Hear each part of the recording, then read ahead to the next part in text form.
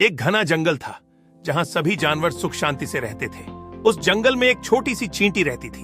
वह बहुत मेहनती थी और हर दिन अपने भोजन की तलाश में निकलती थी। चींटी रोज सुबह सुबह उठती और सारा दिन बिना रुके मेहनत करती, अपने लिए खाना इकट्ठा करती। उसका मानना था कि मेहनत करने से ही सफलता मिलती है। वहीं उसी जंगल में एक शेर भी रहता था। वह जंगल का राजा था और उसे अपनी ताकत पर बहुत घमंड था।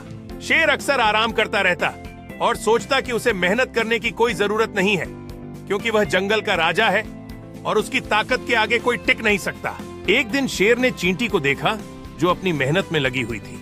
उसने चींटी का मजाक उड़ाया और कहा, तुम इतनी छोटी हो और फिर भी सारा दिन मेहनत करती रहती हो।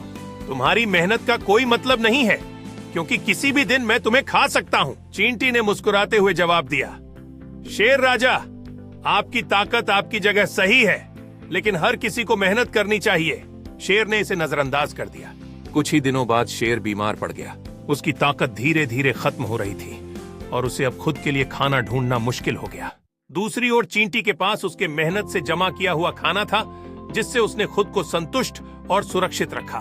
तब शेर को चींटी की बात याद आई और उसे समझ आया कि मेहनत का कोई विकल्प नहीं होता।